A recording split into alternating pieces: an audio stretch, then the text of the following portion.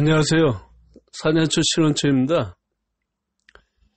건설업역 개편에 따른 강의 동영상을 오늘부터 5차례에 걸쳐 안내를 해드리겠습니다. 국토교통부에서는 종합과 전문건설업 간 업역구제 폐지에 따라 변경된 제도의 조기 정착을 위하여 발주기관 및 건설업계 이해를 돕도록 강의 동영상을 제작하여 배포하였습니다. 그 강의 목록을 보면 첫 번째 시간으로 건설산업기본법의 개요, 두 번째는 현 건설공사 시공자격, 세 번째로 현 원하도급 생산구조, 그리고 네 번째는 업역 개편의 주요 내용, 마지막으로 원하도급 생산체계 개편에 대한 주요 내용의 순서로 5차례에 걸쳐 설명을 진행하겠습니다. 오늘은 그 첫 번째 시간으로 건설산업기본법의 개요에 대하여 국토교통부의 건설정책과의 김석원 사무관의 강의를 듣도록 하겠습니다.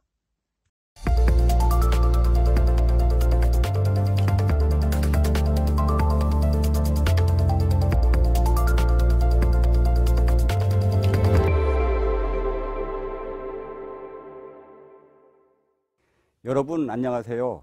저는 건설생산체계 개편과 관련된 강의를 맡게 된 국토교통부 김석원 사무관입니다. 이렇게 온라인 강의에서 만나 뵙게 되어 반갑습니다. 그동안 건설공사 생산체계는 1976년 전문건설공사업이 신설된 이래로 종합건설사업자는 원도급, 전문건설사업자는 하도급이라는 생산구조로 고착되어 왔습니다. 이러한 생산구조는 세계적으로 유례가 없는 종합전문업체 간 칸막이식 업무영역 규제, 즉 복합공사의 원도급은 종합, 전문공사의 하도급은 전문건설사업자만이 도급받도록 업무영역을 구분함으로 인해 생산구조가 경직화되고 건설업체 간 공정경쟁을 저해하는 요인으로 작용하고 있었습니다.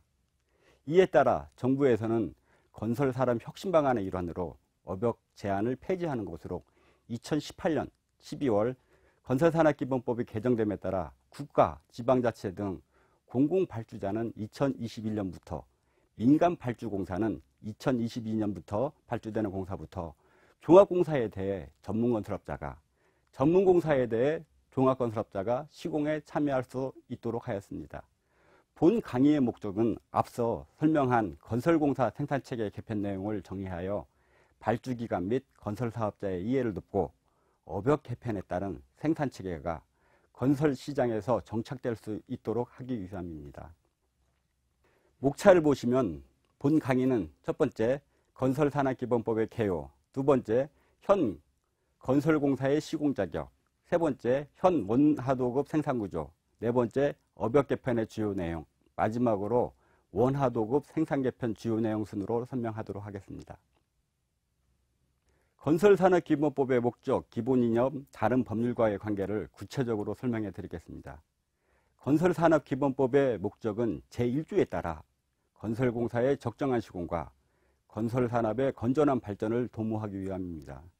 여기서 건설공사의 적정한 시공은 건설공사를 도급받은 건설사업자가 최상의 성과물을 발주자에게 제공하고 할 수 있도록 하기 위한 것으로, 건설산업기본법에서는 이를 위해 건설업 등록제도를 도입하여 일정한 자격을 갖춘 자에게 시공자격을 부여하고, 시공자격을 부여받은 건설사업자는 착공과 동시에 건설기술자를 배치하도록 하고, 저가도급인 다단계 하도급으로 인한 공사비 누수로 인한 부실시공을 막기 위해 하도급을 제한하고 있으며, 건설공사 완료 후에 일정 기간 동안 하자담보 책임을 지도록 하여 책임시공을 하도록 의무를 부여하고, 이를 위반 시 처분하는 등 건설사업자를 규율하도록 하고 있습니다. 또한 건설산업의 건전한 발전을 위해 불공정 행위를 금지하고 부정한 청탁에 의한 재물 등의 취득 및 제공을 금지하는 등 발주자, 수급인 등이 우월적 지위를 이용해 불공정한 행위를 하지 못하도록 규율함으로써 건설시장의 건전성을 확보하도록 규정하고 있습니다. 본질적으로 건설산업기본법은 건설사업자를 기울함으로써 발주자에게 최상의 성과물을 제공하여 이를 이용하는 발주자뿐만 아니라 이용자의 편의를 증대하여 국민 경제화, 국민 생활의 안전을 이바지하도록 하는 것이 기본 이념이라 할 것입니다.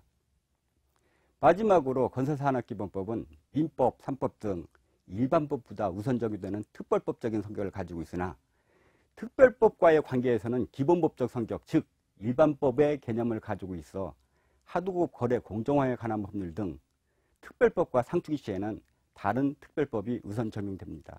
다만 사조 단서에 따라 건설공사의 범위와 건설업의 등록에 대해서는 건설산업기본법이 우선 적용하도록 하여 일부 조문에 한정해 특별법적 성격을 가지고 있습니다. 건설산업기본법상 용어를 간단히 정리해 보겠습니다. 건설공사란 토목, 건축, 산업환경, 조경, 그 밖의 시설물의 설치, 유지, 보수하는 공사, 구조물의 설치 및 해체하는 공사들을 말하며 건설공사의 정의상 보면 실축공사뿐만 아니라 유지보수공사, 해체공사까지 건설공사로 포함하여 시설물의 탄생에서 유지관리, 해체까지 시설물의 사용의 일련의 과정을 포괄적으로 건설공사로 포함하고 있습니다. 다만 전기공사, 정보통신공사, 소방시설공사, 문화재수리공사의 경우 개별법에서 정하고 있어 건설산업기본법에서는 제외하고 있습니다.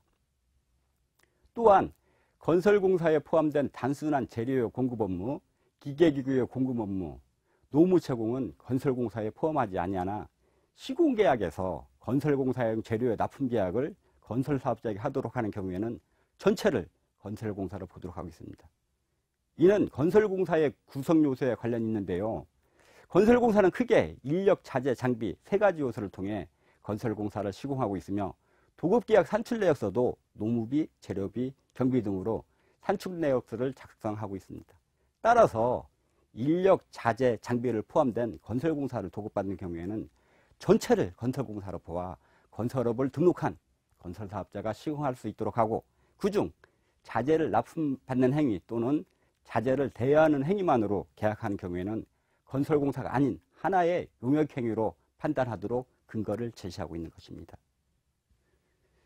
그럼 발주자는 건설공사를 건설사업자에게 도급하는 자를 정의하고 수급인으로서 하도급하는 자를 제외하므로 건설산업기본법상 발주자의 주인은 도급받은 건설사업자가 될 수 있도록 제한하고 있습니다.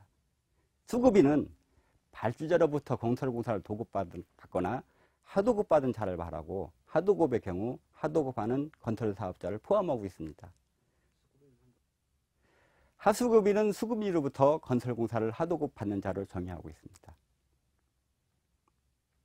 또한 도급이란 명칭 여하에도 불구하고 건설공사를 완성할 것과 그 결과에 대해서 대가를 지급할 것을 약정하는 계약으로 명시하고 있습니다. 건설공사의 계약명을 물품계약 또는 대여계약이라 할지라도 건설공사에 해당하는 경우라면 건설산업기본법상 도급으로 인정하도록 하기 위해 명칭 여하에 불구하고라는 표현을 쓴 것입니다. 아울러 하도급이란 도급받은 건설공사의 전부 또는 일부를 다시 하도급하기 위해 수급인이 제3자와 체결하는 계약으로 건사법 체계 내에서는 하도급은 반드시 건설사업자와 체결해야 할 것입니다. 건설공사의 종류로는 종합공사와 전문공사로 구분되며 종합공사란 종합적인 계획관리 및 조정하면서 시설물을 시공하는 건설공사를 말하며 이를 건설산업기본법 제16조 시공자격과 결부하면 두 가지 이상의 전문건설업종을 구성된 복합공사로서 종합적인 계획관리 및 조정이 필요한 공사를 종합공사라 할 수 있겠습니다. 전문공사도 마찬가지로 제16조의 시공자격과 결부하여 설명드리면 한 개의 전문업종 또는 한 개의 전문업종과 부대공사로 이루어진 공사를 전문공사라 할 수 있으며 이 경우 해당 전문건설업종을 등록한 건설사업자가 도급받을 수 있을 것입니다. 전문공사도 마찬가지로 제16조의 시공자격과 결부하여 설명드리면 한 개의 전문업종 또는 한 개의 전문업종과 부대공사로 이루어진 공사를 전문공사라 할 수 있으며 이 경우 해당 전문건설업종을 등록한 건설사업자가 도급받을 수 있을 것입니다. 건설업의 등록제도에 따른 건설업종은 어떻게 구분될까요? 예, 맞습니다. 건설업종도 종합공사와 전문공사의 구분에 따라 종합공사를 시공하는 업종과 전문공사를 시공하는 업종으로 구분하고 있습니다. 아시다시피 종합공사를 시공하는 건설업종은 토목건축공사업, 토목공사업, 건축공사업, 산업환경설비공사업, 조경공사업 등 시설물 또는 공작물의 목적에 따라 5개의 건설업종으로 구분하고 있습니다. 그러면 전문공사를 시공하는 건설업종의 경우 어떨까요? 전문업종엔 종합업종과 다르게 시설물 또는 공작물의 목적에 따라 구분하고 있지 않고 시설물 또는 공작물을 목적 달성으로 위해 필요한 전문 분야, 즉 기능별로 구분하고 있습니다. 따라서 종합공사를 시공하는 건설업종을 등록한 건설사업자는 시설물 또는 공작물의 목적과 다른 건설공사를 수행할 수 없으나 전문공사를 시공하는 건설업종을 등록한 건설사업자는 목적과 관계없이 기능면에 있어 전문적인 시공 자격이 되는지 여부로 판단할 수 있습니다. 예를 들어 철근 콘크리트 공사업을 등록한 건설사업자는 건축 현장의 철근 콘크리트 공사뿐만 아니라 토목 현장의 철근 콘크리트를 시공할 수 있는 자격이 있는 것입니다. 그렇다면 모든 건설공사에 대해서 반드시 건설업을 등록해야 하느냐? 그건 아닙니다. 공사 예정 금액에 따라 종합공사는 5천만 원, 전문공사는 1,500만 원 미만의 공사를 건설업을 등록하지 않더라도 사업자 등록만 내고 가능합니다. 다만 가스시설 시공업, 철강제 설치 공사업 및 강구조물 공사업, 삭도 설치 공사업, 승강기 설치 공사업, 철도 궤도 공사, 난방공사는 국민의 안전 등을 고려하여 공사 예정 금액 1,500만 원 미만이더라도 반드시 건설업을 등록하도록 규정하고 있습니다. 또한 조립 해체하여 이동이 용이한 기계설비 등을 제작자나 공급자가 직접 설치하는 경우에도 건설업을 등록하지 않고 설치공사가 가능할 것입니다. 해당되는 예시로는 야외 공연 무대장치를 만드는 가설시설물이라든지 공사 현장에 타워크레인을 조립, 해체하는 등이 있을 것입니다. 여기서 공사 예정 금액은 도급 금액과 다른 개념입니다. 공사 예정 금액은 발주자가 재료를 제공하는 경우 그 재료의 시장 가격 및 운임뿐만 아니라 부가가치세를 포함하는 발주자가 제시하는 설계 금액을 의미한다고 생각하시면 됩니다. 그러면 여러분께 질문 하나 드리겠습니다. 도급받은 건설공사 중 공사 예정 금액 1,500만 원 미만의 일부 공사를 떼어 건설업을 등록하지 아니한 자에게 하도급할 수 있을까요? 정답은 할 수 없습니다. 도급받은 건설공사를 하도급하거나 재하도급하는 경우에는 공사 예정 금액에 관계없이 반드시 건설사업자에게 하도급해야 함을 유념해 주시기 바랍니다. 이상으로 오늘의 강의를 마치겠습니다. 구독과 좋아요, 알림으로 성원을 부탁드립니다. 감사합니다.